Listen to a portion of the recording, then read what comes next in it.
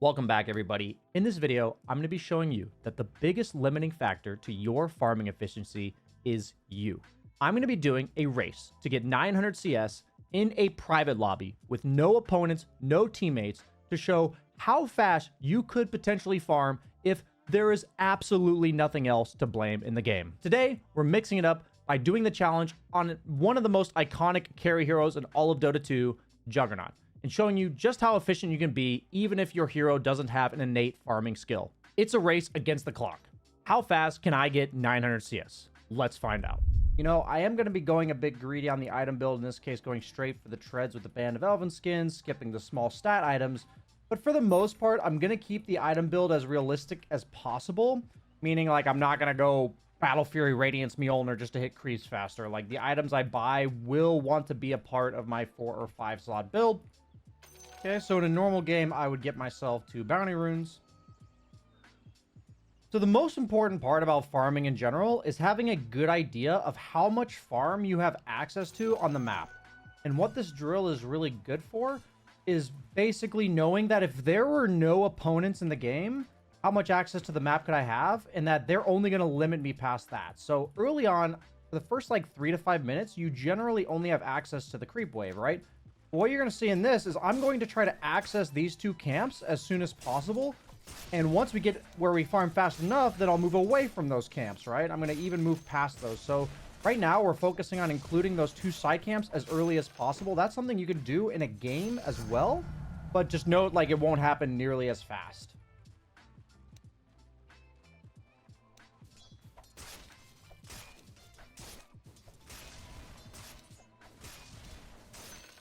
Notice how I leveled crit level 1. I'm going to take spin because I want to use it to farm stacks. Arguably, I could have leveled stats instead of spin at level 2 for the sake of this, but that's like pretty unrealistic. I'm going to save until I get treads because in this video, I think I'll get them pretty fast. So the best way to start including these camps ASAP, but something that usually happens around 5-minute mark, is to start pulling the camps, right? Like pulling the creep wave so it helps you do the camp. So if I'm not going to farm the camp, I'll at least want to stack it, right? So if we're looking at the hard camp, every minute we want those 2 camps to be farmed. You'd practice to farm under tower afterwards.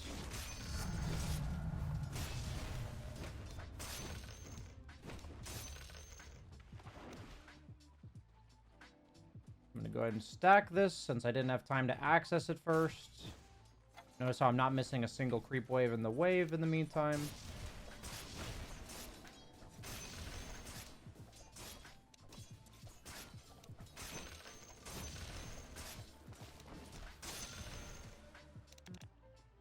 So I'm actually going to weaken it right now by just utilizing my spin and mana off cooldown. Okay, so that helped us like weaken the camp. We want to get that pull off. I'm going to level Healing Ward. Something nice about Jug in this simulation is that I can afford to lose HP. Did I miss any creeps over there? That's the question. We're going to find out when they get here. So I want to kill these as fast as possible so I'm not like in this camp while the creeps go into my tower. Yep, we didn't miss any. Perfect.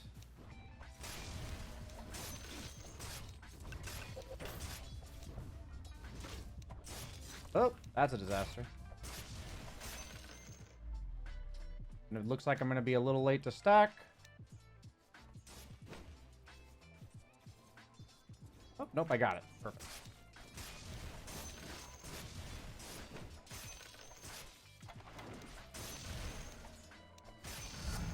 But we're going to do the same thing here where we farm the stack.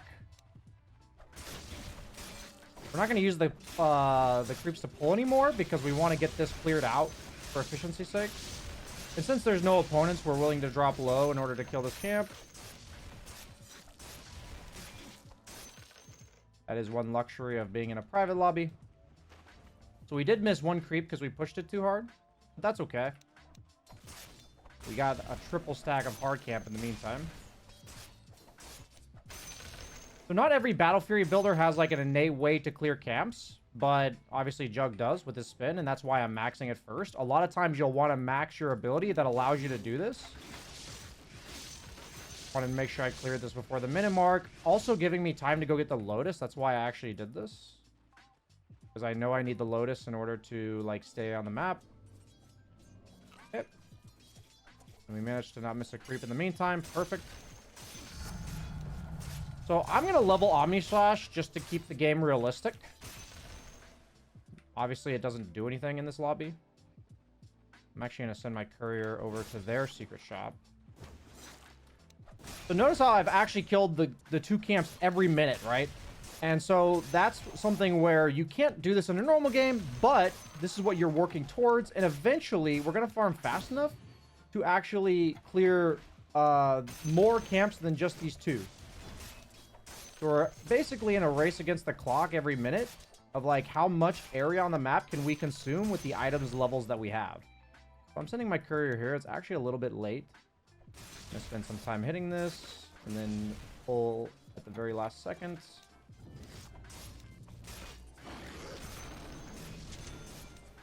Strategically using the camp to help me clear these. And we're gonna go back over here to farm it. Going the Perseverance, or the Cornucopia first, because obviously it helps us farm faster by having the sustain factor, which is usually your biggest issue at this stage of the game. It's not like pure damage.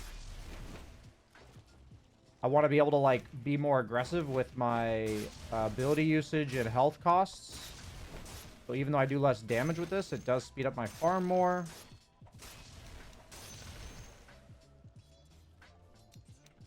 So we're getting to the point where notice how we're consuming these camps in waves faster and faster. And that's the best way to get like a good gauge of your own like scope on the map, right? How far up on the map can you farm? Like when do you start leaving wave? Because the wave is only worth 4 CS. If I can get like 2 camps worth during that time, that's actually more. So we're going to start considering that around now. Going to go for crit. And I'll fly out our items ASAP. I like to right-click buy the items as well. Got our neutral item. I think this item helps me the most. And probably damage. We're just like keeping an eye on the wave. Looks like we're not going to miss any CS. We're going to go get it. Like if there were less creeps available, maybe I wouldn't come back to farm this, right? Maybe I'd go to a jungle camp. So this is an example where, look, we have 19 seconds on the minute, and there's still more stuff to do. So we can actually go over here and stack this camp. Hit it for a second. And stack it. Boom. Now we go back to lane because we don't want to miss CS. We want to get every possible CS in the game. If it's a miracle, we might miss 0, but we miss 1 for the sake of getting a stack, so that's definitely worth it.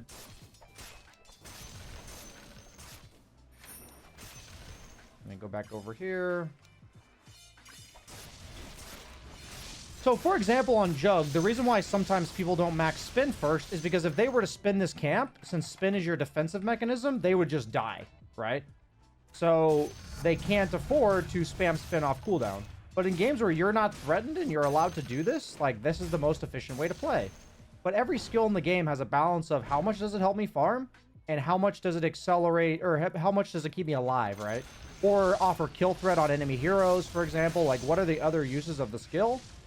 But one thing that's great about doing a drill like this in isolation is that you get a good idea of just how much you can use a skill for in regards to farming, right? So we can start including other lanes now since this one's really far up.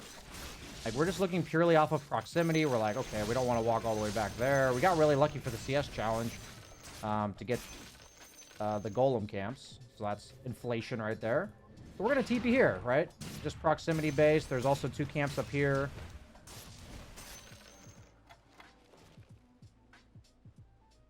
We're actually going to go down to the wave.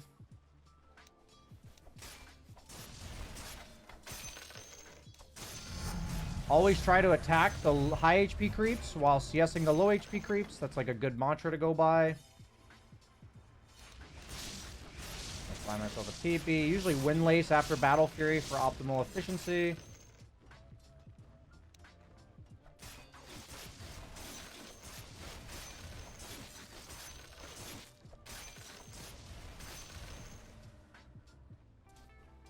Go back to the wave.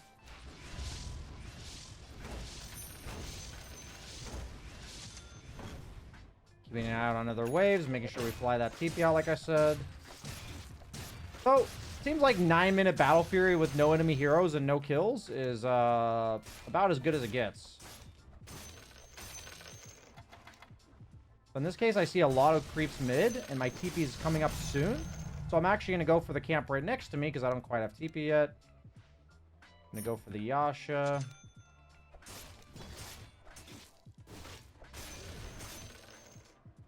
So I know there's a wave coming up here, so I'm going to cut that first. But then I see a massive wave bottom. So I'm actually going to cut this and then TP bottom.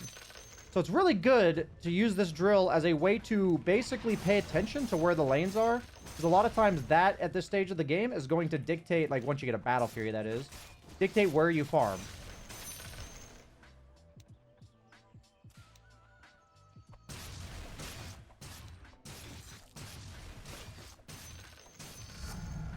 Learning to Quelling Blade down trees.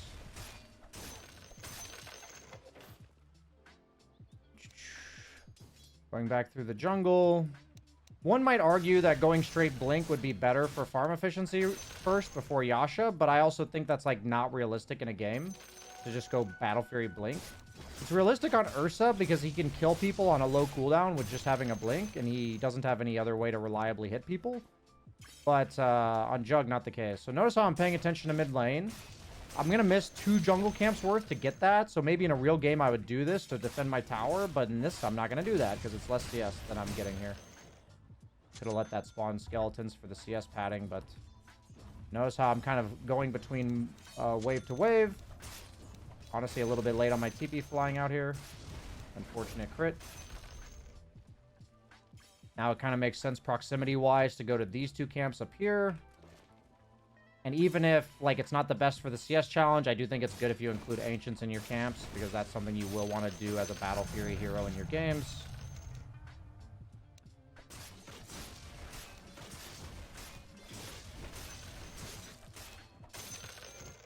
Okay, we're just checking lanes in the meantime. Really good to have this. So this lane's pushing in, so I know that after I clear these 2 camps, I'll have somewhere to go, right? Like creeps that are going to be close to me. So deciding whether I go for this camp or not is based on where this is, where these are. So like I went for 4 creeps here, right? In the game, it's like more like 2 lane creeps. So did I miss 2 lane creeps by going for that camp? 1. So I got the XP for this one. I actually only missed 1. So that means that was worth it. These are the kind of like decision making, you know, weighing against each other that you can do in your games. Like, that was me just kind of feeling out, oh, I saw 3 range creeps up here. Where's the wave going to be, you know? I'm going stats, because I do this sometimes, because Healing Word's not the best until you have the level 20 talent where it doesn't die. But if you find yourself in a real game where you need more sustain than what I have with 1 point in Healing Word, then yeah, of course you'll want to not take stats over Healing Word. I'm looking at other lanes. I'm going to farm this camp and go there. Looks like bottom lane's better.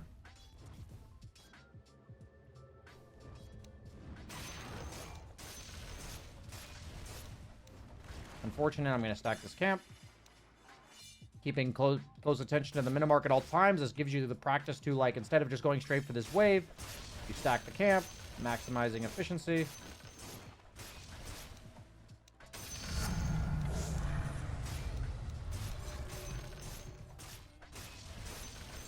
I actually think I should go Yasha Blink in order for maximum efficiency, like I said. Like, Blink earlier for Jug, but I think in a real game, you have to balance this. Like, the Manta is so good for your survivability.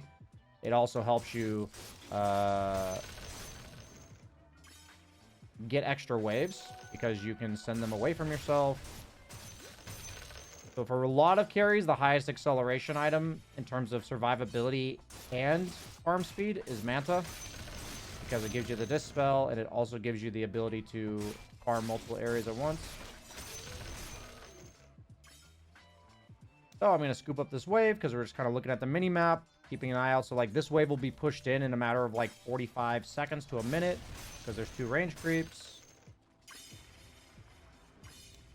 So arguably, I should have a TP right now, but I was trying to be greedy for the Manta. Okay, so I have a TP flying out. So I'm just going based on proximity, right? And this is a really good thing to get a good gauge of in all of your games. Like, okay, let's see. This wave's going to be pushing in. It's a pretty big wave. We'll ignore all those bounties because that's kind of unrealistic to get. So we're going to work our way towards the wave that's, like, big and pushing in, right? So we can, like, work our way there, knowing we're maximizing CS. I'm actually going to take the movement speed during Blade Fury, and maybe that'll help me farm.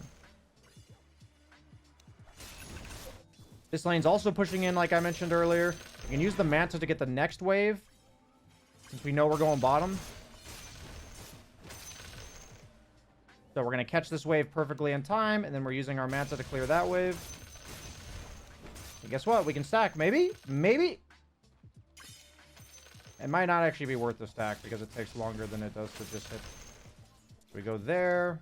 We come back.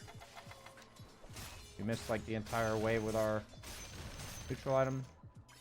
This is a moment where we are walking away from a creep wave knowingly, and that's what the Manta's for. And the way send the Manta down the lane. This is how it accelerates our farm. I think it's realistic to go blink now, but we'll do that. Send our hero to this camp while microing the illusions. This is great practice for this. Basically issuing the next order for your hero and then sending your illusions down or microing them.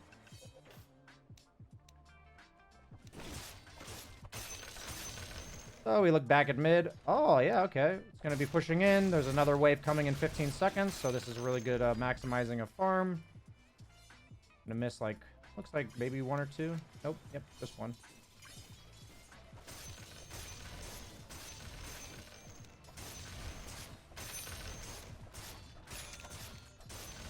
Another example of we're walking this way because the Manta can clear the mid wave, and we want to make sure it has the maximum duration. I'm just going to do this to get the camps, actually. That seems better. That's pretty unrealistic for a game, though. Look at that. Clears the entire wave. What's this wave doing? Okay, it's pushing in, so we'll meet it again, like, near our tower.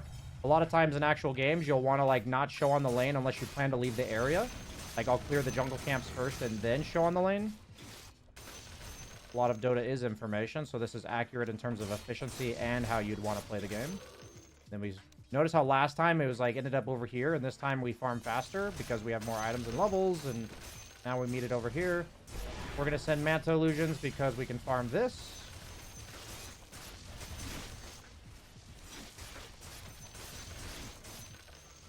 I think in a regular game I would have stacked this, but I think I can just get more out of the map by not stacking.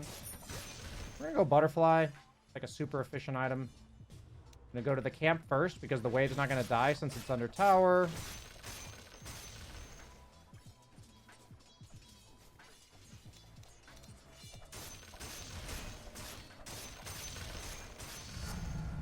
Notice how I'm going to go this direction because my Manta Illusions can get the next wave.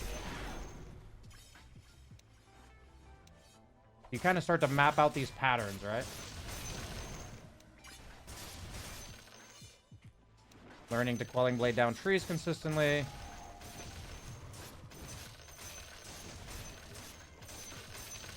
So I see this wave's going to be pushing in, so I'm actually going to meet it with these two camps down here.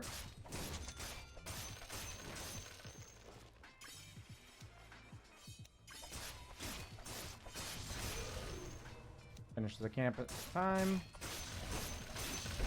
And then I'm going to send my Manta Illusions down to get the next one. I should be letting it spawn Skellies. Really poor efficiency here.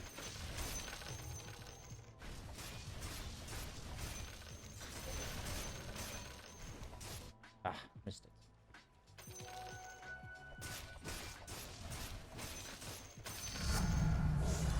Make sure we're free stocking our TPs at all times.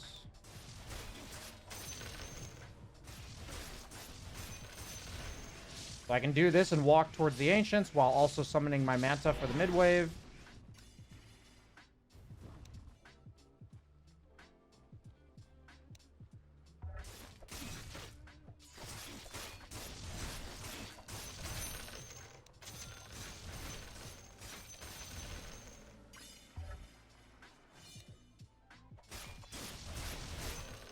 I was busy shopping and everything and making sure I finished the camps in time, so I wasn't microing my Manta there.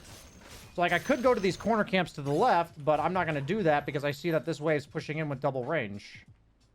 So, like, I want to meet it up here and make sure I have that timing with the lane pushing.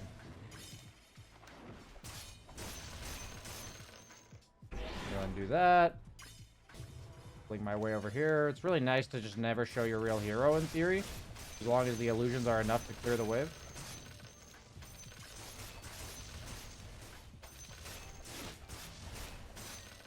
So it's actually nice to push the wave in with illusions like this, because now the wave is where I am. You know, otherwise the wave would be like back here. It's moving me towards my next farming pattern. And looking at the Manta timer, it's like you get a really good sense of this over time. It's like, okay, my Manta is going to be used on this creep wave here.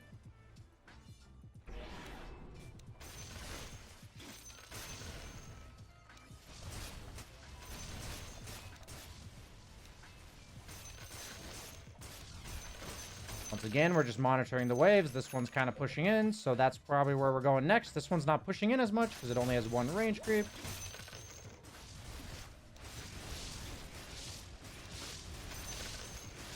Yep, we've run out of farm over here. We see this wave coming in. We meet it at the camps.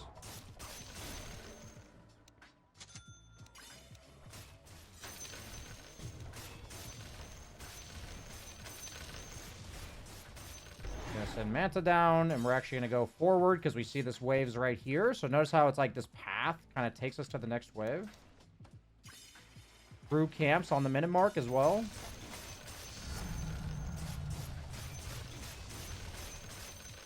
We got that whole wave. We got these camps. Actually, that wave's going to be dead, so we're going to go back to this way, this camp here.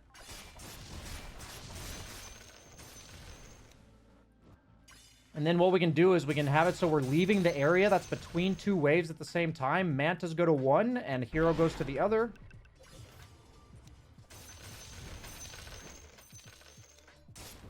I don't want to spend time hitting a tower in this game mode. We're objective gamers. In terms of farming is the objective.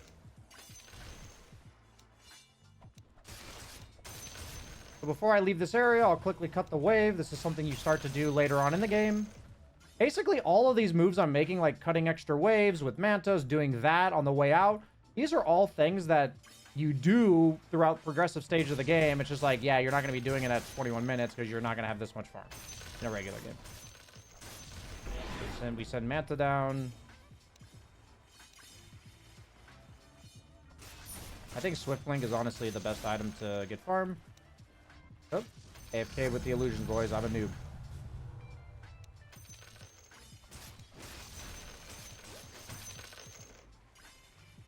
Probably missed out on 1 or 2 CS there. So I see that the mid wave's pushing in, so this is when I TP mid.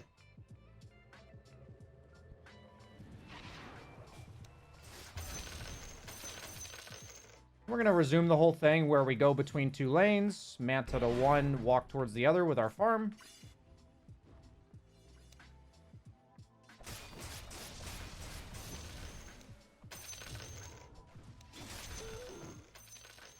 Now we're going to walk towards the bottom. There's going to be these 2 camps. We always want to end at dead ends on the minute mark.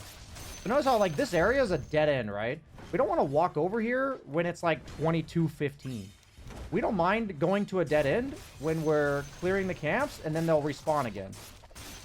Right? Notice how we effectively get 4 camps by being over here.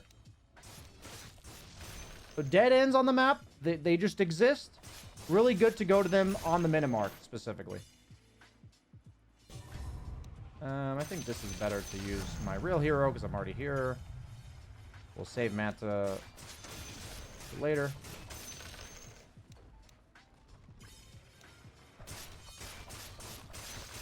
We can send Manta back to bottom now. We're going to go towards mid.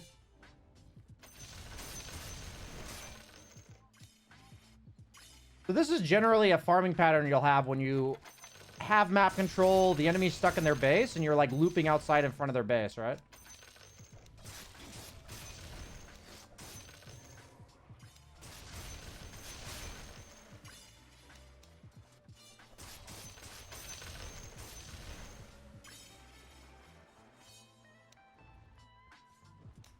So, once again, whenever our farm goes away from a wave, which in this case it does, we send our illusions there.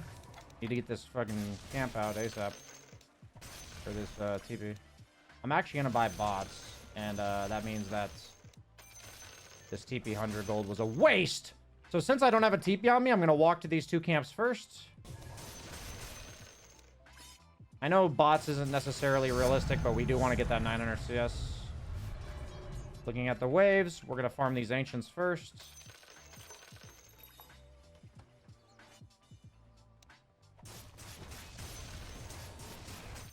We're gonna go here, actually.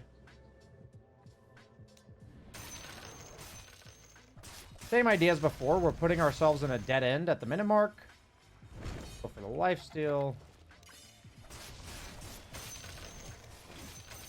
In this case, we're actually gonna just walk back over. Summon the Manta now. Be a little bit more efficient with that. Then walk here. And the one thing about bots is that your cooldown is so much lower on your TP that you can afford to TP less efficiently, I guess. Like, every time you TP, you want to be thinking about how many seconds worth of creeps are there to farm here. And you only need 45 seconds with bots. Is it 40, actually? Yeah, 40 seconds with bots, while you need 80 seconds with normal TP. Working our way towards mid.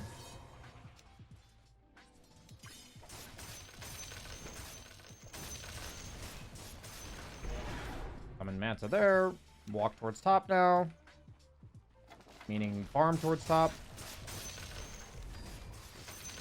In this case, I'm just going to TP efficiently because I can. And these type of TPs, you can consider them. Even if it's like TPing to your own triangle or something. Because look at it, it's going to net me an extra camp or 2. Now I'm at a dead end again. Notice how there's nothing else over here, but it's a new minute. One thing I haven't done this game is I do like to have a setting for turning my auto attack on always. So that makes it so my illusions don't AFK like the few times they have. So notice how I'm going to hit a dead end with the timer of my TP, which is also fine. We mentioned dead ends. We just don't want to end up in a dead end where we have to double back. So it's perfectly fine to be in a dead end when we have TP available. Let me go this way. We want to cut 2 waves.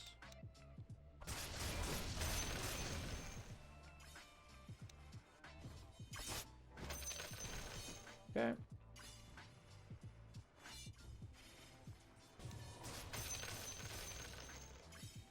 Go to the dead end again, but we can actually look to Manta bottom and then run towards mid. Actually, we're going to clear these 2 camps and then TP mid because we can. Based on the timer of our TP. Yep, perfect. So at this point, it's much more vibes, right? Because we're just going as fast as we can. I'm going to go Rapier because I can.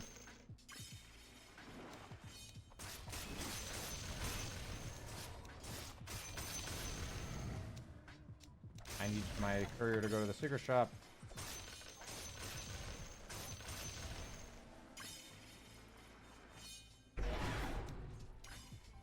Remember, every time you're walking away from a wave, make sure you clear it with Manta Illusions.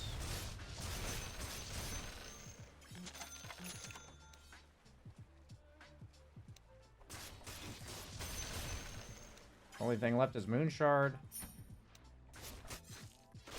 TP mid first and work our way towards bottom. Notice how every dead end we TP or we have a stack.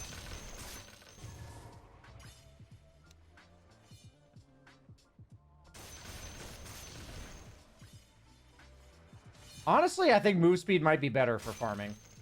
But I took the attack speed. That's what I would take in the game.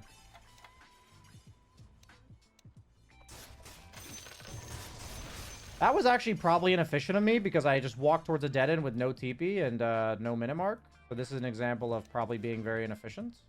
Might actually cost me.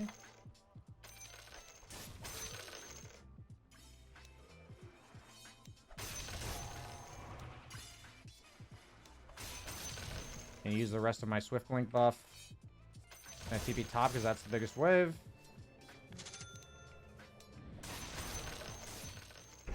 I'm actually going to use this on a camp.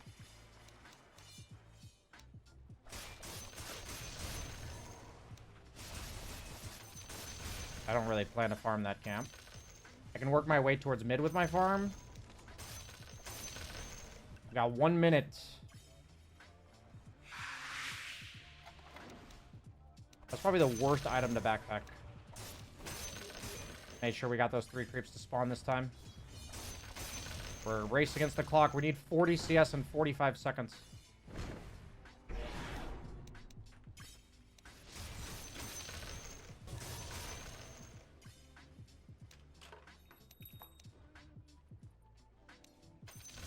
We have a TP available, so we're going to go this wave. The 2 camps next to us.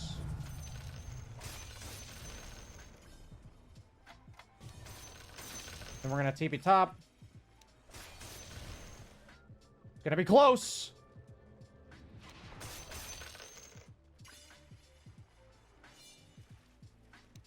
I don't think I'm making it.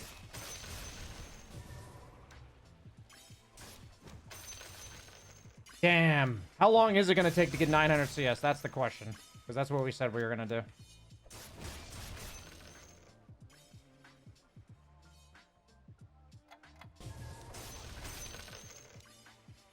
And time. 30-14. We were 14 seconds too slow. But hope you guys enjoyed watching me farm it up. Maybe you got a little bit dopamine hit from this. But the considerations that we talked about throughout the video, including as many camps as possible, expanding the map, the common farming patterns that you'll have in like every stage of the game, early, mid, late, all that's happening here is the game is being accelerated because of the fact that I don't have any opponents stopping me from getting CS. With that in mind, I'm thinking about doing another one with Radiance heroes because the way that they accelerate their farm is quite different than Battlefield heroes. So if you would like that, let me know in the comments if that's something that appeals to you. Thank you so much for watching, and I'll see you guys in the next video.